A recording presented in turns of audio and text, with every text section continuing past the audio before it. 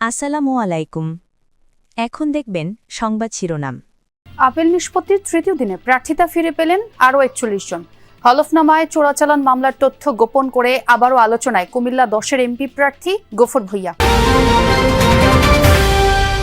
বৈধ অস্ত্র উদ্ধারে সরকার ব্যর্থ, ঠাকুরগাঁওয়ে মির্জা ফখরুল। আইন শৃঙ্খলার উন্নতি না হওয়ায় উদ্বেগ, নির্বাচনে থাকবে ৫ লাখ আনসার ভিডিপি, জানালেন স্বরাষ্ট্র উপদেষ্টা। সদর হাসপাতালের স্বামীর সঙ্গে আশ্রয় নেয়া গৃহবধূকে ধর্ষণের অভিযোগ, 2 আনসার সদস্যকে আটক করেছে পুলিশ।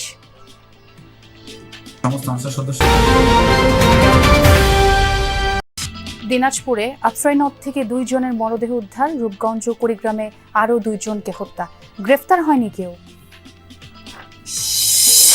এতক্ষণ দেখছিলেন সংবাদ শিরোনাম, এখন দেখবেন বিস্তারিত। নির্বাচন কমিশনের তৃতীয় দিনের ৭১টি আপিল নিষ্পত্তি শুনানি হয়েছে। এর মধ্যে প্রার্থিতা ফিরে পেয়েছেন ৪১ জন এবং স্থগিত হয়েছে 4 জনের আপিল এবং 1 জনের আপিল প্রত্যাহার করা হয়েছে। দ্বৈত নাগরিকত্বের কারণে চট্টগ্রাম 9 আসনের জামায়াতের প্রার্থী AKM ফজলুল হক সহ 25 জনের আপিল না মঞ্জুর করেছে ইসি। এর মধ্যে গতকালের একটি আবেদনের শুনানি হয়। এছাড়া পাবনা 2-এর বিষয়ে এখনও কোনো সিদ্ধান্ত হয়নি বলে জানান ইসি। সোমবার সকাল 10টায় রিটার্নিং কর্মকর্তার সিদ্ধান্তের বিরুদ্ধে দায়েরকৃত আপিলের ওপর শুনানি শুরু করে ইসি। বেশিরভাগ আপিলকারী তাদের প্রার্থিতা ফিরে পাচ্ছেন। এর মধ্যে রিটার্নিং কর্মকর্তা যেসব যুক্তি দেখিয়ে মনোনয়ন বাতিল করেছিল তার বেশিরভাগই টিকছে না। দ্বৈত নাগরিক, ঋণ খেলাপি, স্বতন্ত্র প্রার্থী হওয়ায় 100% ভোটারের স্বাক্ষর সম্বলিত তথ্যাদি প্রমাণ করতে না পারায় তাদের আপিল নামঞ্জুর করেছে ইসি। আপিল নিষ্পত্তি চলবে আগামী 18 জানুয়ারি পর্যন্ত। নির্বাচন কমিশনকে আমার নতুন হলফনামার যে পূর্ণাঙ্গ কপি সেটা দিয়েছি এবং আমার ব্যক্তিগত অঙ্গীকারপত্রটা দিয়েছি। মাননীয় নির্বাচন কমিশন আমার তা গ্রহণ করে আমাদেরকে গাজীপুর 1-2 আসন নির্বাচন করার জন্য আজকে বৈধ ঘোষণা করেছেন। নমিনেশন দাখিল করার সময় আমার শিক্ষাগত যোগ্যতা সার্টিফিকেট আমি তখন জমা দিতে পারিনি। পরবর্তী শুনানি দিয়ে আমি দিয়েছিলাম, কিন্তু তা ওনারা গ্রহণ করেন নাই। হ্যাঁ, নামঞ্জুর হয়েছে। হলফনামায় মদ চোরাচালান মামলার তথ্য গোপন করে আবারও সমালোচনায় কুমিল্লার সেই বিতর্কিত বিএনপি নেতা এবং কুমিল্লা 10 আসনের এমপি প্রার্থী আব্দুল গফুর ভূঁইয়া। কোর্টে হাজির না হয়েও কিভাবে অব্যাহতি পেলেন এমন প্রশ্ন তুলে নির্বাচন কমিশনে অভিযোগ তুলেছেন আরেক প্রার্থী। বিতর্কই যেন পিছু ছাড়ছে না কুমিল্লা 10 আসনের বিএনপি মনোনীত এমপি প্রার্থী আব্দুল গফুর ভূঁইয়ার। এবার তার বিরুদ্ধে নির্বাচনী হলফনামায় তথ্য গোপনের অভিযোগ এনে প্রার্থিতা বাতিলের আবেদন করেছেন একই আসনের অপর প্রার্থী অ্যাডভোকেট নূরে আলম। হলফনামায় যতটুকু মামলার তালিকা দিছে সবগুলো মামলা আমরা দেখলাম এবং 2008 সালেও আমরা এটা জাস্টিফাই করে দিলাম। 2008 সালেরও কিছু মামলা উনি হলফনামা আনে নাই, আমরা সেটাও উল্লেখ করছি আমাদের দরখাস্ত। চিটাং কাস্টমসের মাসুদ হাসানের তদন্তাধীন একটা মামলা জিয়ার 52 মামলার উনি আসামি, 4 নম্বর আসামি, কিন্তু উনি কোর্টে না গিয়ে অব্যাহত, ওনার হলফনামা লেখা আছে অব্যাহত, কিন্তু আমরা জানতে পারছি উনি কোর্টে যায় নাই এবং কোর্টে কোনো এরকম কোনো অর্ডার পান নাই বা কোর্ট জাজ এই বিষয়ে কোনো রায়ও দেন। তথ্য গোপনের সত্যতা নিশ্চিতে যমুনার অনুসন্ধান চট্টগ্রামে। জানা যায় আব্দুল গফুর ভূঁইয়ার বিরুদ্ধে সিআরপিতে সুতা আমদানির আড়ালে মদ চোরাচালানের অভিযোগ এনে বিশেষ ক্ষমতা আইনে কাস্টমসের সহকারী রাজস্ব কর্মকর্তা মাসুদ হাসান 2024 সালের 13 অক্টোবর মামলা করেন। সেই মামলায় 4 নম্বর অভিযুক্ত তিনি। আমদানিকারক একটা সুতা ডিক্লারেশন দিয়েছিল, ফেব্রিক্সের ডিক্লারেশন ছিল, কিন্তু পরবর্তীতে গোপন সংবাদের ভিত্তিতে আমাদের এআইআর শাখা এটা শতভাগ কায়িক পরীক্ষা করে এবং কায়িক পরীক্ষার পরে এটা দেখা যায় যে বিদেশি মদ রয়েছে। নির্বাচনী হলফনামায় গফুর ভূঁইয়া মামলাটি থেকে অব্যাহতি পেয়েছেন বলে উল্লেখ করলেও চট্টগ্রাম ম্যাজিস্ট্রেট কোর্টে গিয়ে জানা যায় তিনি মামলায় কখনো হাজির হননি এবং অব্যাহতিও পাননি। তবে অব্যাহতি চেয়ে আবেদন পাঠানো হলেও তার নিষ্পত্তি হয়নি এখনো। এদিকে গেল 29 ডিসেম্বর হলফনামায় স্বাক্ষরিত নথিতে গফুর ভূঁইয়া এই মামলা থেকে অব্যাহতি পেয়েছেন বলে উল্লেখ করেন। অথচ পরে কুমিল্লার ডিএসবি স্বাক্ষরিত নথিতে দেখা যায় তিনি এজাহারে অভিযুক্ত। ফলে এমন প্রার্থী যাচাই বাছাই বৈধতা নিয়ে প্রশ্ন তুলেছেন অনেকেই। তদন্তাধীন বিষয়, বিচারাধীন বিষয় এগুলো নিয়ে আমরা আপাতত মন্তব্য করতে পারি না।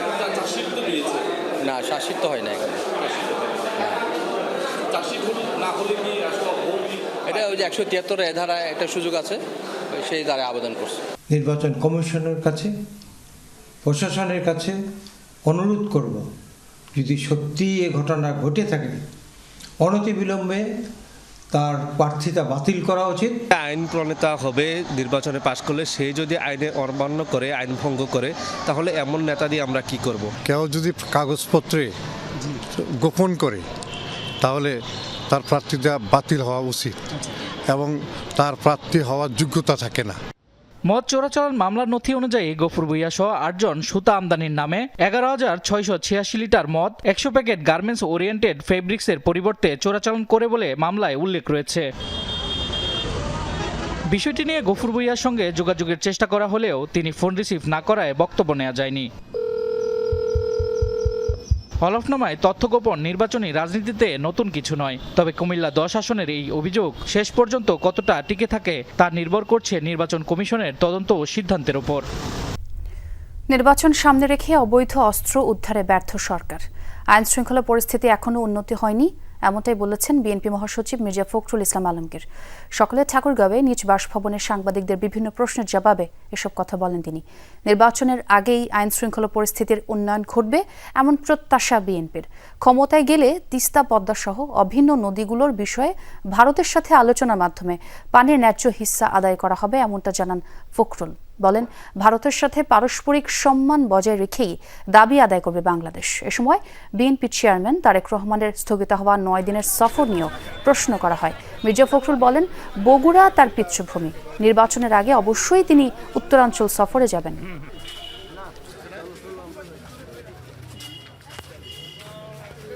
আমরা এতে খুব উদ্বিগ্ন, কনসার্ন। বিষয়টা আমরা মনে করি এটা সরকারের একটা ব্যর্থতাই বলবো যে তারা অস্ত্র উদ্ধার করতে পারেনি এবং এখন পর্যন্ত আইন শৃঙ্খলা পরিস্থিতি সেই রকম একটা উন্নত হয়েছে বলে আমার কাছে মনে হয় না।